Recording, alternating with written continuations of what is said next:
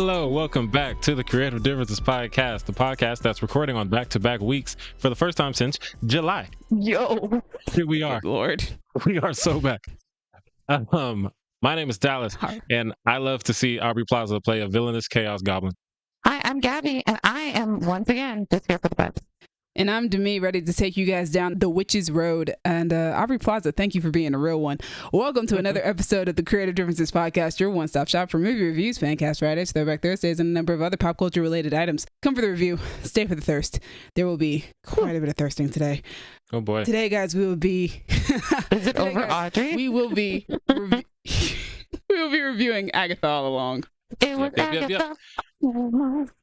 And speaking of Agatha All Along and things of that nature, Cassie's not here because she is off somewhere having a gay explosion.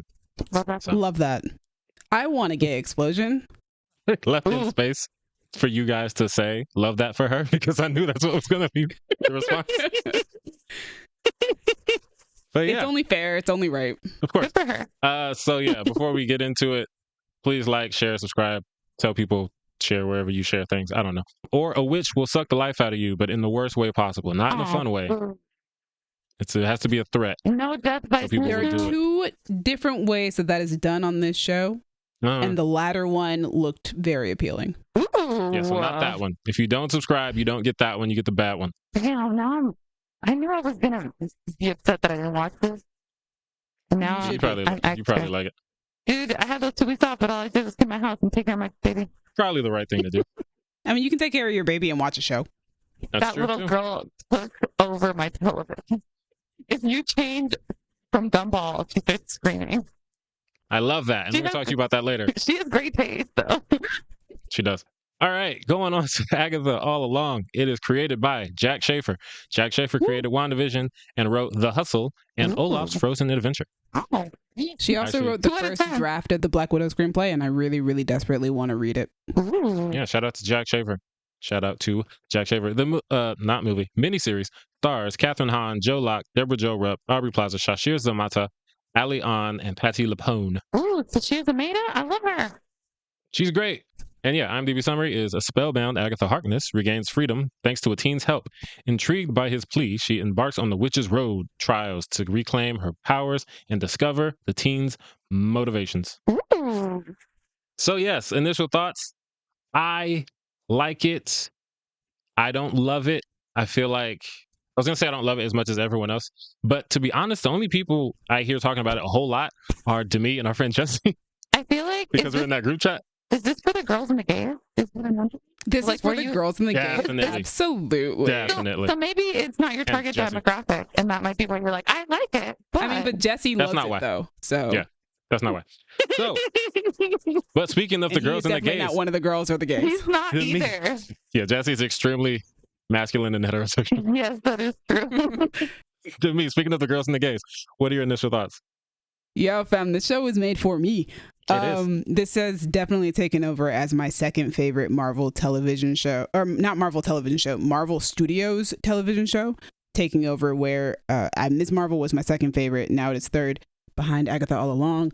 I just think that it's just so well written. Jack Schaefer just knows what she's doing when she's making these shows. Like, the stories are always so well done and the emotional impact is always so good. It's insane. She's amazing. And Gaby has a question. What's up, Gaby? What is the other property that... WandaVision. I should have... Yes. Yeah, she's having a great time in this corner of the universe, and I honestly think that Marvel should just give her creative control of this corner of the universe. She says, Like having the- only seen WandaVision. The witchy Scarlet Witch Vision. Yeah, corner. like that part of the universe. Let her have fun over there. It makes sense. I don't know who's doing Vision Quest, but if it's her, that Not would make her. sense. Oh, really? Okay. Gotcha. Because I've heard it's supposed to be like a trilogy, kind of like starting with WandaVision and then this and then Vision Quest.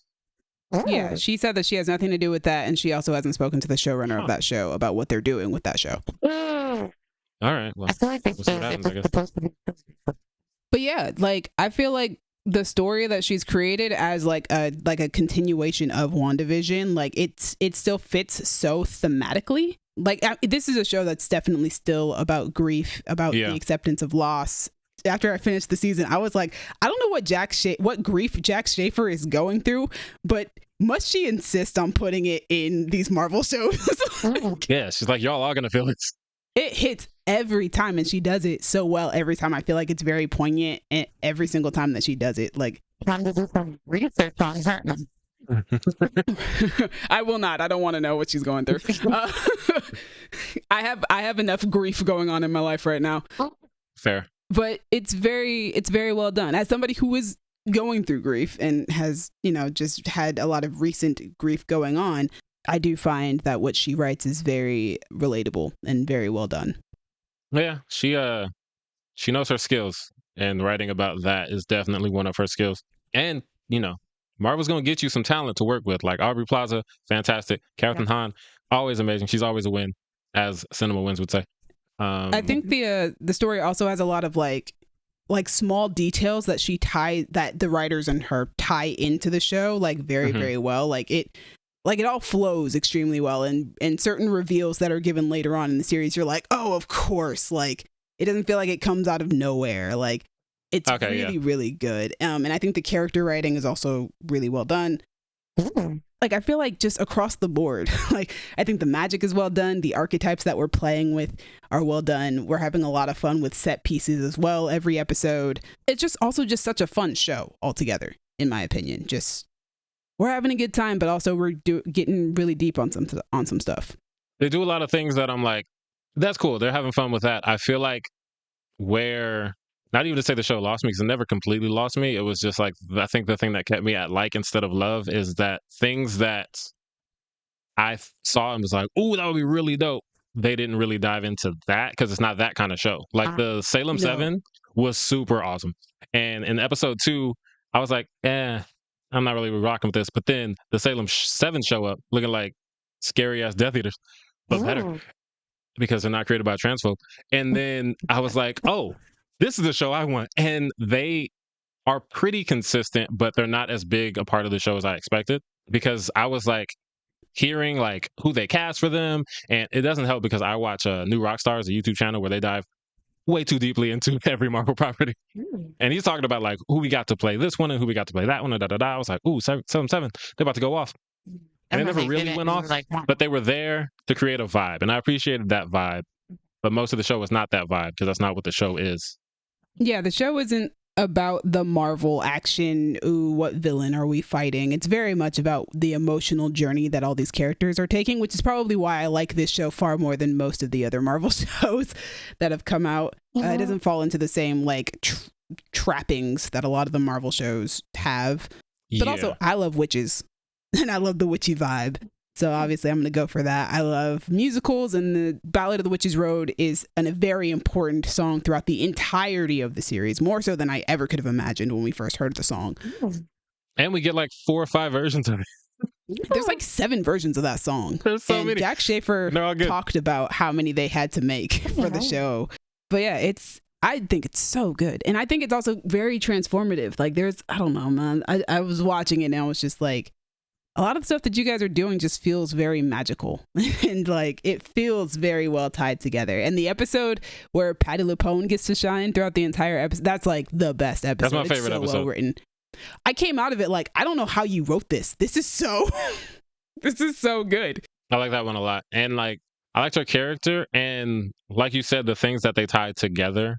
That episode is full of reveals about things that at first, there's a reason for it, but early on in the show, you're like, what could it be? So when they bring it back, I'm like, oh, that's really dope. Like I think it's episode 7. Yeah. That one is definitely my favorite. Yeah, that one is episode 7. Yeah. There's like a lot of like cool stuff going on with the writing, I think. A lot of stuff that ties in together. I really liked the fact that you got like your stereotypical kind of Marvel season finale in episode 8, and then the season finale itself is something that's far more emotional and like tying everything together. Like it feels like it actually ends the arc in the story that they were trying to tell, instead of just ending it with like an action-packed climax.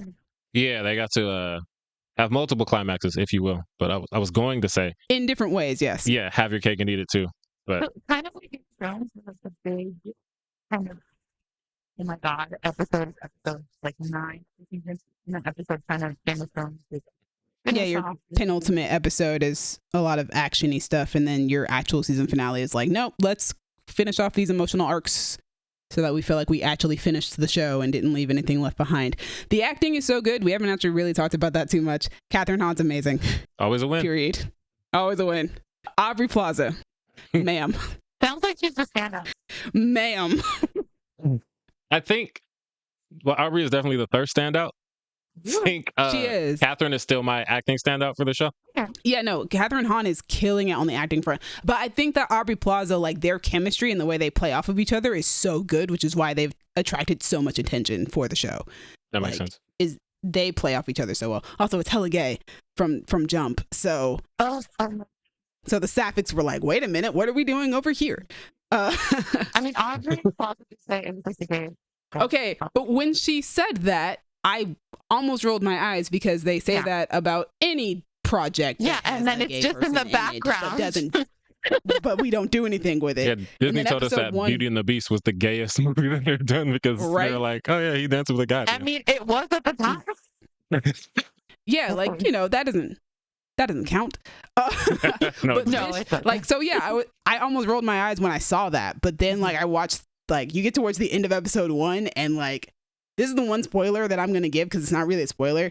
Aubrey Plaza says something about like, I'm your black heart or something like that.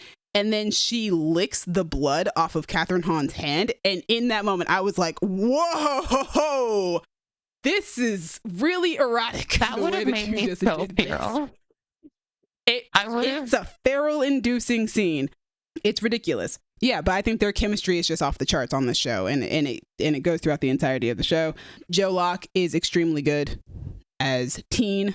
I really like his dynamic with Catherine Hahn as well. That's this very fierce gay man and hanging out with this older gay woman. And they're a lot of fun. I really like their dynamic. Sasheer, amazing. That scene that she has in the last episode with Catherine Hahn and Joe Locke, or not the last episode, in episode 8. Amazing. Oh, okay. Astounding. Right. Beautiful. Perfection. Do it again. I've heard some things about that, but like no actual details. Just that she was amazing. I was like, phenomenal. I feel like every actor gets their chance to shine in the episodes. Yeah. Like every actor has like an episode where they get to shine. Patti LuPone is amazing, and I've enjoyed all of her interviews that I have seen since this show came out because she does not care. That one was so funny. I loved it. She was like, I'd rather, like, you have the opportunity to apologize to Madonna, and she ate a hot wing. And she ate a hot wing. It was hilarious. And the whole time I was like, you're my hero. I love you so much. It's very funny. I don't know. I found the whole show to be very well done, which is why it's my second favorite Marvel Studios TV series. I thought the acting was great. I thought the storytelling was great. The costumes were awesome. Production design, because like I said, there are kind of set pieces per episode that are different every single time, which means new costumes every single time, new set design. And I think they did a really good job with all that stuff. And the Witch's Road is an actual set, and it looks great. Yeah. That was a good looking set. Okay. It's magical. It's fun. There are things about that show that I'd like to talk about that I can't because they would be spoilers. It is that kind of show. It's the kind of thing that like the best things about it are very like story driven and kind of like, oh, I can't believe that's who that was. I can't believe that's what that meant. And it's like, we can't talk about any of that. Not at all. But if it makes your show list at the end of the year, you might be able to talk about it. It probably will. I'm very confident that it probably will. I actually need to go look at my show list. I probably haven't put it on there yet. No, I think I have. By now? Oh, it's not on here yet. Ooh, where do I put it? Yeah, it'll probably make my show list. Well, perfect. Then we can get into all those details. Yes. But yeah, that's Agatha All Along. That is Agatha All Along. It was Agatha All Along. And if you like witchy stuff, I highly recommend it. It is one for the witches. Moving on to trailer tracking. Yeah, we're skipping what you've been watching today because I have to leave. So has to leave. Yes. We have no 10-minute takes. Cassie is not here. She's having a gay explosion. We explained that earlier. Trailer tracking time. We are trailer tracking. The first trailer we're tracking is for Presence, the Steven Soderbergh haunted house movie from the POV of the ghost. That's it. Yeah, that look sounds like wild fun, already. actually. Also, Yeah. I thought it was going to be a haunted house heist. A haunted house heist is crazy. No, I like the idea that it's from the point of view of the ghost. I feel like that's very unique and very original. I appreciate what Steven Soderbergh brings to like filmmaking. Like he's always looking for like really new and unique ways to do things. So I will disagree with anybody. I will fight anybody about Magic Mike. I don't care what you wanted out of that movie. Just because they made an actual movie about strippers. And guess what? Only Soderbergh would be like, you know what? Let's just make an actual movie about the story of a guy who happens to be a stripper instead of just not just a thirst trap. And now I do like Magic Mike Double XL, and I'm not saying, you know, it doesn't have it also its own merits. It has its place. But I like that Steven Soderbergh was like, I don't want to make a thirst trap. I want to make a movie about a dude who's a stripper. Yeah, I'm not going to see this movie. I don't do horror movies, but I like what Soderbergh's doing here. And I think that it looks good. Mm-hmm. Visually, I like the way it looks. The very much like a camera on a gimbal, sort of very smoothly moving through the house sort of thing. Mm-hmm. It looks really good. I like that the audience is low key. We've become before. I dig that a lot, especially because a movie came out recently called In a Violent Nature, and that is a slasher basically from the POV of the killer. And I was like, oh, that sounds interesting. And then I heard more about it and I was like, I can't do that. It's just really gory, but first person. So I was like, I don't want to see him ripping people's spines out. That's not for me. And then this got announced and I was like, oh, I can do this. I can get it back. But with the ghost. I was like, yes. And it kind of backs up. Yeah. I was like, oh, yeah. I'm going to love this. Although I will say last thing is that it feels kind of like Flanagan horror because of the conversation they're having about like death and everything like that. It feels like it's not meant to just be scary. And then you get the little like quotes like, it's the scariest film you'll see next year. And I'm like, okay, well, we are going to do that too. Well, it's Soderbergh. It's going to have a second level. Yeah, he's not just going to scare you. I will say this as well. Like, or last thing I want to say is like, he made my favorite heist movie, which is Logan Lucky. And not enough people talk about Logan Lucky. He's good. He's good. He's so I like good. Logan Lucky. I mean, he also made Ocean's 12. I was going to say, I love Ocean's 11 and Ocean's 12. He's a great heist movie maker. He likes a heist. Was it 12? Did I love 12? I do remember I loved Ocean's 11. I love 12 because it's breakdancing, but a lot of people don't like 12. I was going to say, maybe 12 is the one I didn't like. 11 was not. 11's amazing. All right. Moving to our next trailer is Skeleton Crew. Let's go. Yo, it's giving 80 guys. Child road trip movie. It's giving Goonies, but for Star Wars, and I'm very excited about that. Goonies in space. Goonies in space. I'm so excited. It looks like it's going to be such a fun time. As your Star Wars correspondent on this show, I'm definitely looking forward to it. I will be watching. I will probably be reviewing. It looks so much fun. It looks like the type of adventure I would want to have if I was a kid in the Star Wars universe. Visually, it looks amazing, but I mean, I have yet to see a Star Wars show that doesn't. Like, they're clearly using their money to the best of their ability for the most part. And yeah, I'm just excited. I like the fact that Star Wars is a universe where we can create something that's like The Mandalorian and something that's like The Acolyte and something that's like Ahsoka and something that's like Skeleton Crew, and they all look extremely different from each other.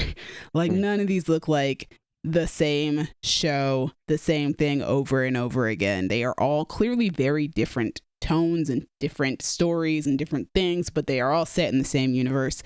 And that's always been the thing that I loved about Star Wars, was that it was such an expansive universe that you could do just about anything and it could work in a Star Wars universe. So I'm looking forward to this. I'm going to get the Skywalker because that's the vibe I'm getting.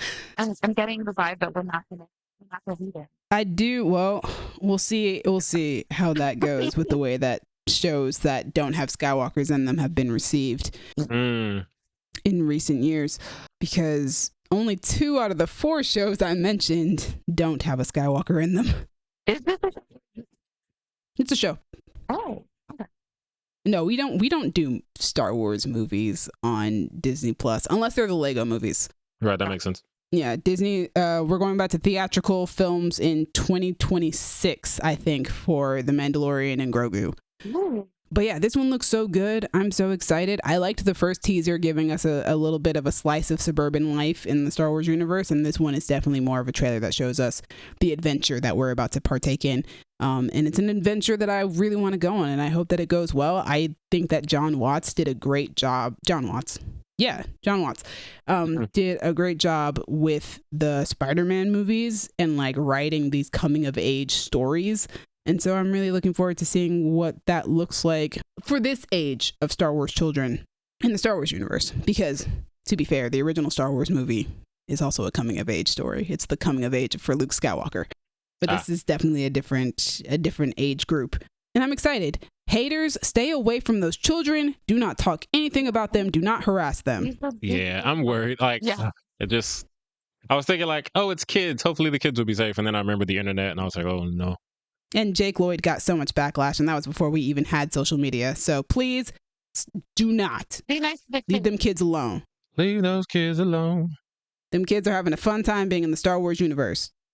All right. Last one is the Marvel Studios look ahead. Ooh, this is probably more like a 5-minute one. All right, let's talk about what's up next for the Marvel Cinematic Universe, at least in television form. Yes. I guess first up, we should start with What If, which is coming out on December 22nd, coming out this year, next month. I'm excited. I love What If. I can't wait. It's my favorite of the Disney Plus Marvel shows, Marvel Studio shows, whatever you call them. It's my favorite. I love animation. I love anthologies. I love Marvel. You put them all together and inject that into my veins. So Which is funny because even though it's an anthology show, every season always leads up to an episode where it all culminates into one big thing. Yeah. And I'm always having a great time. I mean, they didn't show us much of what's coming with What If. And I'm assuming that's because they'll probably put out like an actual teaser for What If soon enough because we're a month out. They're going to have to put out something soon. I do like that What If seems to be like the Christmas Disney show or the Christmas Marvel show that they put out every year because they did the same thing last year. We got like 8 days of Christmas or something like that with What If. Yeah. And I very much enjoyed that. It was nice. And then the next show coming out after that will be Your Friendly Neighborhood Spider-Man, which comes out on January 29th, 2025. If things have not changed, these are supposed to be the stories of Tom Holland's Spider-Man before Civil War. Okay. But I feel like maybe it's changed. It might just be its own little standalone Spider-Man show now because they've got so many villains that are supposed to pop up on that show. I mean, I'm here for it either way. Yeah. I love me an animated Spider-Man. I don't think they showed us much footage from that either. No, it's like a little bit, like a couple shots. It looks pretty smooth. I like the animation style of it. Yeah, the animation. Yeah. And it's different from What If's animation style, too. Yes, I like to have some variety. Also, people are going back to What If real quick. I think I heard people say that Storm is in What If this upcoming season, so that's fun. Ooh, that sounds fire. I can't wait. Yeah. My queen. All right. Next show up is Daredevil Born Again, which is coming out March 4th, much sooner than anticipated for most people. Probably. Yes. I didn't know when that was coming, but I can't wait. What's funny is I've actually known it was coming out. Yeah, they've been filming. They were filming for a long time. It took them like a year to film. Oh, wow. I knew it was coming out in March. I think we've had it on the calendar since D23 because that's actually, but I think it was on the trailer from D23, which was not publicly released. So that makes sense. So March 4th, we will have Daredevil back. He's already officially back in the MCU, but like officially back in the MCU. I can't wait. And we're getting a stairway fight. And that's going to be fire. We have to. We know what he can do with a hallway fight. What else have we got? Well, okay, so first off, I think that the footage for Daredevil looks amazing. It does. Like, it looks like we're back in our Netflix Daredevil bag. I don't know if the squad is in this trailer, but they're back for the show. Wilson Fisk is definitely in this trailer. It just it looks good. John Bernthal's in it too. Yeah. Yeah, Punisher's back as well. Love it. I was like, ah! All the footage for that show looks incredible so far, and I'm so excited to have Daredevil back. Like, Agatha All Along, I just said, is my second favorite Marvel Studios show, and WandaVision is my favorite. But, like, Daredevil has real potential to push all that out the window because I loved Netflix Daredevil so much. That was amazing. Yeah, I feel like Daredevil's going to be my number one when it comes back because of what it was on Netflix. And they brought back Karen and Foggy, which is the only thing I really wanted. And for a while there, it looked like that wasn't going to happen. But now that I know that they're back, I'm like, yeah, you got the chance to be number one again. The next show after that will be Ironheart, which comes out June 24th, 2025. We got some looks at the new suit. We got to look at the story a little bit. Got the hood. The hood meaning the villain, not like the neighborhood that she's from. Anthony Ramos's character. Yes, okay. Anthony I was like, he's playing a villain? He is. And you can tell by the one line of dialogue he has. It's like, everybody who's ever changed the world has had to do some questionable things. Yeah, I was like, wait a minute. All right, bro. You about to kill some people. Yeah. Nobody says that in the trailer without killing people. Or he already killed some people. Yeah. Probably. There's not much footage of that either, but like, there's not much footage of most of the things in here except for like Daredevil. Daredevil's the only one that really got a good tease because they know that that's what we're waiting for. We love a tease. We do. But we got a look at her suit. We got to look at like the hood. Again, not the neighborhood, the character. It's so funny to me that his name is the hood. Like, come on, bro. But it fits for an Anthony Ramos character. Yeah, like if he's going to be called anything. Antagonist. We got to battle the hood to make it up. The CGI looks really, really good too for this first teaser that we got. Like the suit looks cool. Her like flipping over a truck with the suit looks extremely cool. It looks really well done, which means that Marvel is definitely taking their time on visual effects right now. Love that. They need to. We need it. The next show on our list is Eyes of Wakanda, which comes out August 6th. Yeah, I don't know a lot about it, but that one shot was enough for me to be excited. Animated Wakanda show. Yeah. Injected into my veins. Yeah, the Black Panther side of the universe is my favorite side of the Marvel universe. So I'm excited. It's what we're gonna do. Can't wait. The Black Panther side of the universe and the Black Widow side of the universe, those are where I live. So forgot black in the name to me is all about it. Hey. But that's coming out August 6th, 2025. After that, we've got Marvel Zombies, which is coming out October 2025. Halloween season, I love it. Yeah, not much in there. And I think it's gonna be TVMA is what I'm hearing. Oh, that would be interesting. Yeah, it probably needs to be with all the blood. Zombies, right? So like, you're eating people. I'm with it. Also, it's the comic is written by Robert Kirkman, who made The Walking Dead. So it's gonna get. Didn't he also make Invincible? I think so. Maybe. I want to say so. If so, then we know he likes violence. Okay. But yeah, we got some zombies. And yeah, he also did Invincible. All right, he's good. He's good at comics. And the last thing we got is Wonder Man. December 2025. What is this? Oh my gosh. Oh my gosh. Okay, so I'm so excited. Simon, Wonder Man in the comics is a superhero who is also an actor on the side. He is, funny enough, he is Carol Danvers' ex-boyfriend. I don't think that will be in the TV series. Oh, I hope it is. That's one of the reasons why I know who he is because I read a series of Ms. Marvel where Carol was Ms. Marvel and he was he her boyfriend at the time? There's a really, really good comic panel of the two of them kissing. I love Matt. I hope he is. I love Matt. I'm so excited for us to get Wonder Man, and I'm interested to see what they do with the character. On this in the teaser that we got, it looks like he is auditioning to play a character named Wonder Man. Yeah, I'm wondering how they're gonna do that. Also, I like that what's his face is back from Trevor Slattery. Yes. Yeah. Trevor. So I saw Trevor, and I was like, oh, I know this is about to be some clown work. Yeah, I about to have a great time. That man, clown work. That man has been clowning since 2012, since 2013. Yeah. Yaya likes his clown work. All right, my boy has had two out of 3 of his comic book adaptations have been clown work. So love some clown work.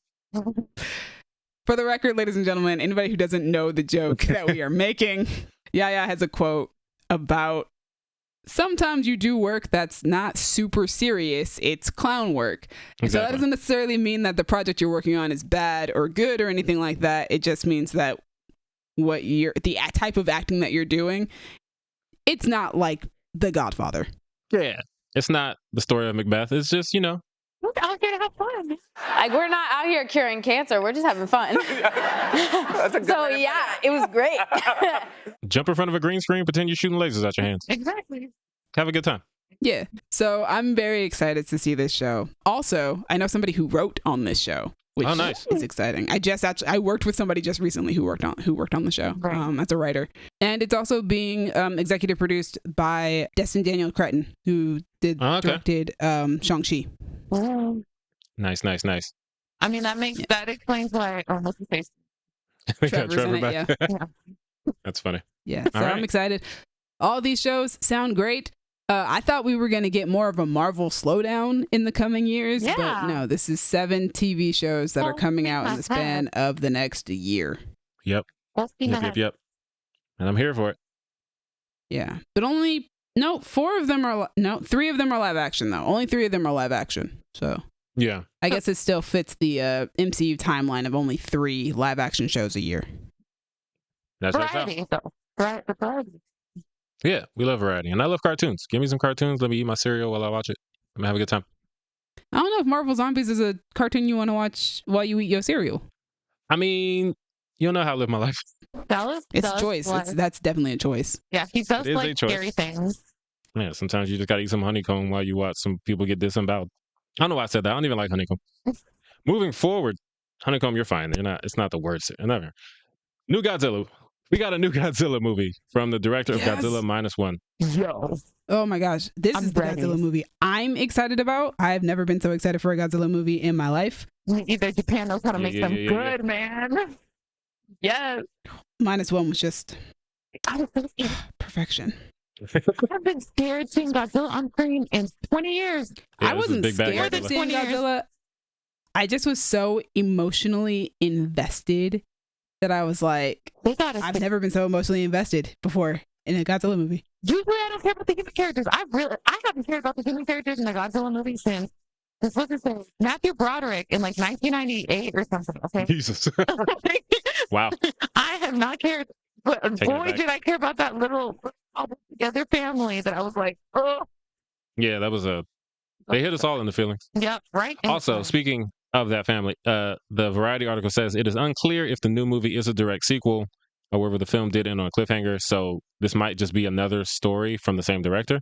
We don't know if it is Godzilla 0, as Cassie calls it. He did such a good job with that first movie. I'll just let him, whatever he wants to do in that universe, I just want to see it. I just want to know what's going on. We can see what Godzilla does, but please give me another family of this little family. I wasn't quite done with that. I do want to know what's up with Shawty's neck with that black mark. Oh, for sure. But even if they don't follow that route, like, I'll be slightly disappointed, but I'm not going to be too mad because I'm still going to watch it. I'm watching it. I know that they'll pull out the goods. It was so good. Yes. It was so good. I was so surprised. That's the reason why when we went to go see Godzilla Kong or whatever the heck that movie's called, I was like, this ain't hitting. No. It ain't hitting the same. It's a very different. That's Clownware Godzilla. Yeah, this is Academy Award winning. Yeah. This is technically is Academy Award winning Godzilla. It is. Yeah. Special effects. That's what I said. Visual effects got their Oscar. So they deserve acting Suicide Oscars. Squad is also an Academy Award winning. Okay, but they did deserve it for the makeup. Okay. That's some good makeup. For makeup in they there. 100% deserve that. But that's not the point. My point is they also deserve Oscars for Best Picture because that movie was extremely good and it was so good. Right in the It was so good. All right. What's next? We are moving on to Merida is shooting for her own hand with the Green Lantern Corps, aka Kelly MacDonald is in Lanterns. I love you. Woo! Thank you. I love you too. All right. I like this. I'm very excited for this show, Lanterns. ACAB even in space, but the show sounds What's dope. funny is we haven't talked about any of the casting for this show at all, actually, because we were not recording at the time. We haven't talked about the fact that Kyle Chandler is in the show now. Aaron Pierre is in the show as Hal and John. Yeah, our 2 leading Green Lanterns. Yeah, I feel like Kyle Chandler is going to give Friday Night Lights to the police and state. I can see that. I can see that. He's a mentor, and he's in charge. I watched Rebel Ridge recently, like everybody else, but I was much later to the party. And yeah, man, that dude is giving Jon Stewart for sure. Yes, he has that like calm, direct demeanor, but also I can beat your ass. Don't make me beat your ass. Aaron Pierre, for the record, ladies and gentlemen, and shout out Aaron Pierre. Ladies. I love it. I very much enjoyed Rebel Ridge, mostly because of Aaron Pierre's performance. So I'm excited. Also, like I said, I like Kelly MacDonald. I like her mostly from Boardwalk Empire. She's also great as Merida, but I feel like this is going to be closer to Boardwalk Empire because it's basically True Detective in space. I don't know if they'll be in space though, because they are. Oh, right. It's an Earth case. Oh. Yeah, they're the Earth Lanterns. Yeah, it is an Earth-based mystery that they're investigating in the American heartland. She's playing like a standard detective on Earth, I think. Yeah, she's Sheriff Carey. Yeah, she's the no-nonsense woman, deeply devoted to her family and close-knit town. So that's going to be fun. Oh, it's I'm so excited. Also, no, I've never seen The Wire. I've also, to my shame, never seen The Wire. Well, I like the way that they phrased kind of the like she cares deeply about her town, because it makes it sound like a very small town, which means that whatever big thing that we're about to unravel that's going to affect the DCU, that's going to be like our leading thing for the DCU, it starts in a small town. And of course it starts in a small town. Exactly. Smallville. It always starts in a small town. Literally small. Although it makes me wonder if John and it makes me think that John and Hal aren't going to actually be from this small town. They are going to be coming to this small town because the mystery attracts them for some reason. Yeah. Yeah, because like they are still the Green Lantern, so they're going to be paired up by the Corps or whatever, and then both end up here. And they're going to go. I'm with it.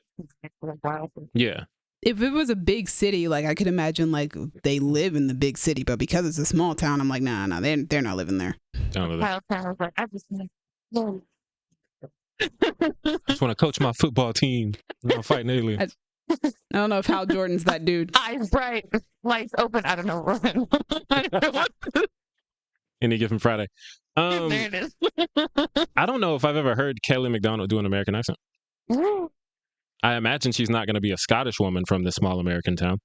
I don't know. That would be crazy. But I guess we'll find out.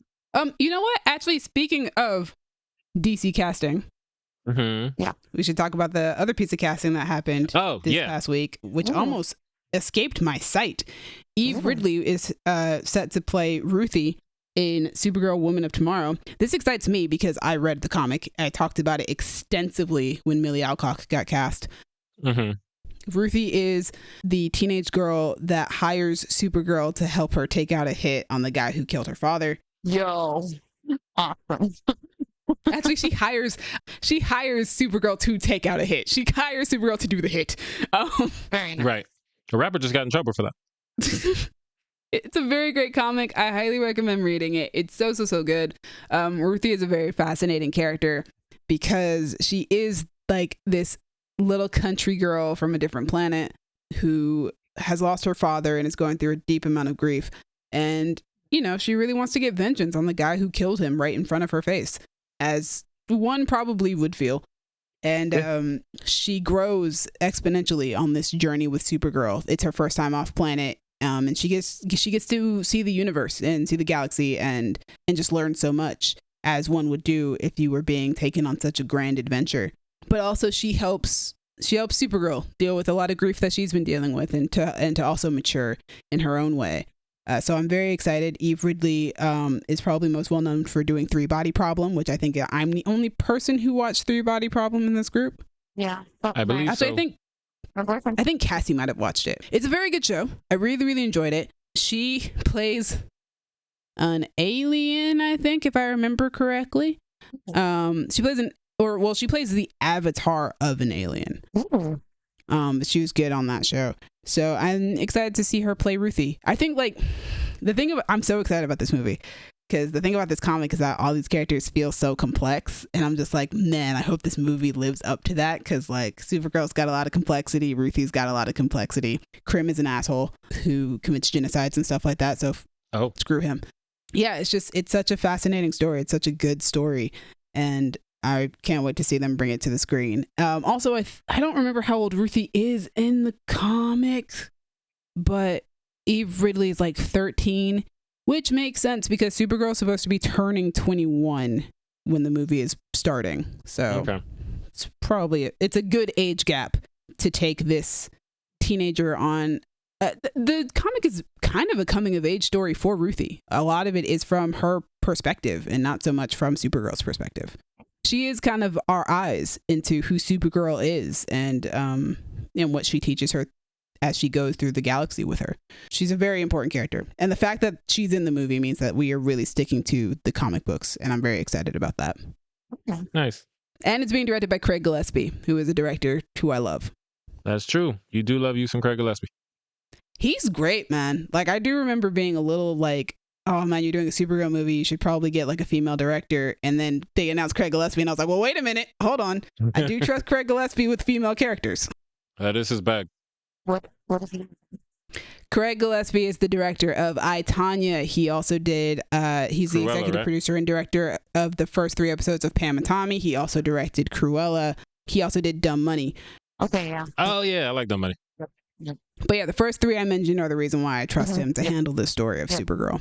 Because he will let Supergirl be flawed, but also show why she's such a positive superhero influence. Gonna be great. Next piece of news. Demi will never be able to watch a Kate Siegel movie. Kate Siegel is starring in Epilogue with David Dastmalchian. It is a zombie story set, like a year after the apocalypse. It is about a couple who set out to find a cure for their infected daughter. It is executive produced by Mike Flanagan, Kate Siegel's very fortunate husband. And I can't win.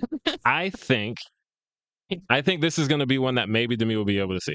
Because despite the fact that it's got zombies. I can tell you right now, I can't see it. That family's going to ruin my life.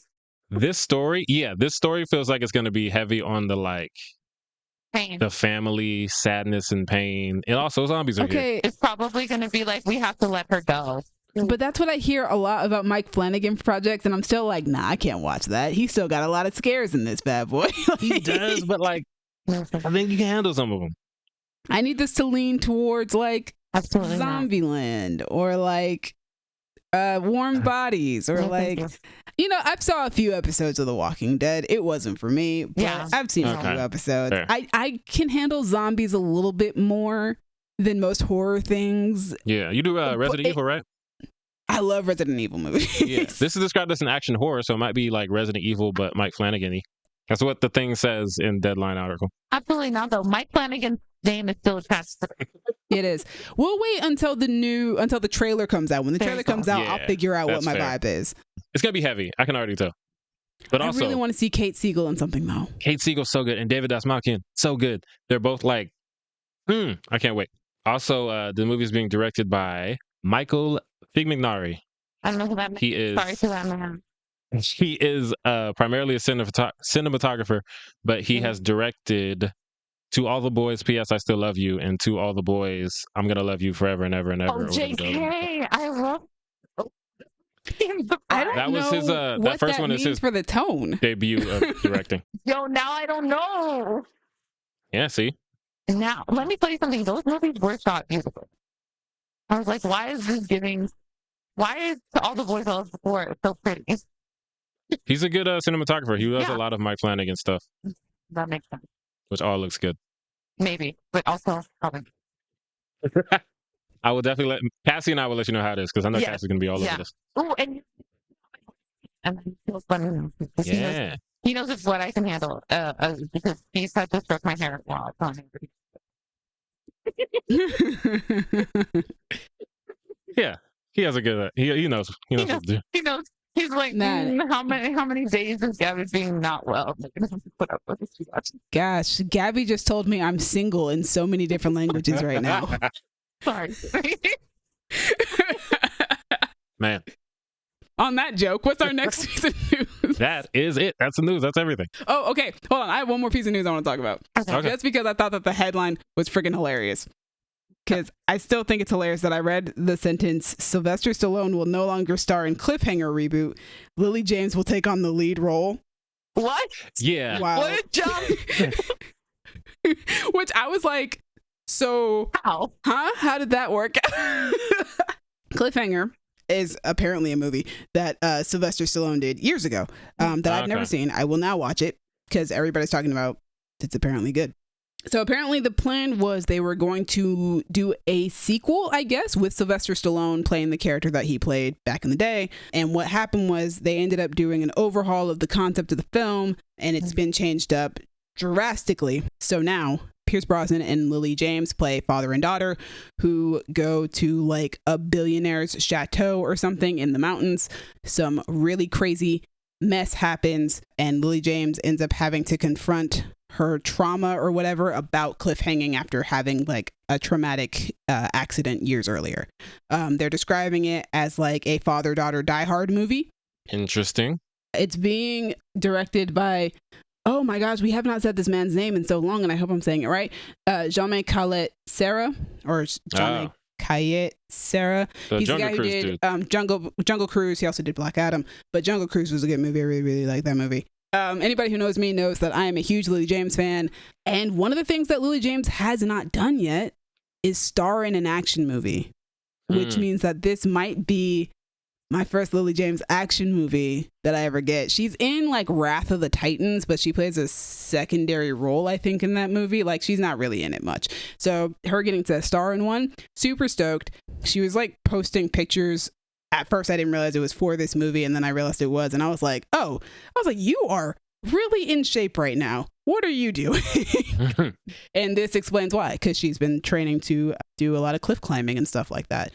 The photos from the movie look really good. I know that right now they are looking at Sophie Turner and another actress to play Tomb Raider, but hold up, before you make your decision, I would like to put out there Lily James as Lara Croft. I'm just saying, I think it would work. Look at those pictures. If she can hang on some cliffs, she can raid some tombs. She'd be great. But yeah, I'm excited. I didn't know that I wanted a Lily James action movie until I saw this news. And then I was like, oh no, you're right. You're right. I haven't gotten one of those. You're right. I got my Lily James musical. Now I'm about to get an action film. I'm about it. I love it. She does so many period pieces that I'm like, hey man, let's take a break a little bit. Let's do something over here. It's funny because that headline that you sent was hilarious, and it reminded me of the Deadpool after credit scene where you talk about people who could play Cable. And he says like Dolph Lundgren, and he just throws in Keira Knightley. Yeah. Like that's got to be the same energy that the pitch had. Like, who do we want to get to play Sylvester Stallone's character? Lily James? She's got range. Yeah. I think Sylvester Stallone's company is still producing it, maybe. Okay. Maybe. I don't know. I know that Lily's production company is producing it for sure. Dope. But yeah, they're filming it right now in Austria. I can't wait. I can't wait to get my action movie. Yeah, the synopsis on the article says Brosnan will play seasoned mountaineer Ray Cooper, who operates a luxury chalet in the Dolomites with daughter Sydney during a weekend trip with a billionaire's son. They are targeted by a gang of kidnappers. Ray's daughter Naomi, still haunted by a past climbing accident, witnesses the attack and escapes. To save her family, she must confront her fears and fight for survival. No, that billionaire's brother's about to die. I like that they said it's like a Die Hard movie. I love the Die Hard movies. It's giving Die Hard, yeah. It is. I'm excited. I don't know what the original movie was about. I'm gonna watch it and see if it's anything like Die Hard. I don't think it probably will be, but I'm gonna do it and I'm gonna watch it and see what happens. It's a Stallone action. Exactly. It's a Stallone film though. So, and I saw a clip of it, like people shooting. So as they do. The Roscoe's be out.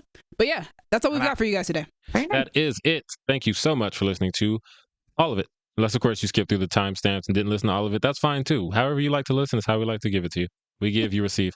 Thank you, Crown Digital, Brandon, and Aya for putting us on Spotify and Apple Podcasts. Thank you to Demi for editing, putting us on YouTube, and talking about the witches with me. We went down the road together, and it was a fun time. I love going down the witches' road. Yes. Down the road. Thank you, Gaby, for coming through for the vibes, as you are wont to do. We love you when you're here for the vibes. As always, you can reach us on our comments section. It's pretty, there's a lot of room. You can stretch out, stretch your legs, do some laps in there, whatever you want to do. Or you can hit us on Twitter at y'all_different. Sorry, Twitter for now at y'all_different. Instagram and Tumblr at Creative Differences Podcast. Facebook.com/Creative Differences PC.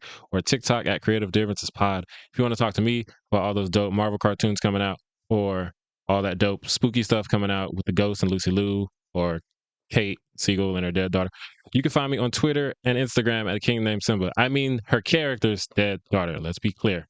I'm not a psychopath. You can find me on Twitter and Instagram at King Named Simba. Hi, if you want to talk to me about how awesome Aubrey Plaza is, you can find me on Instagram at Siegel.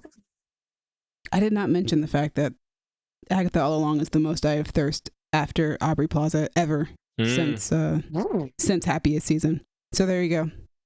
Come for the review, stay for the thirst.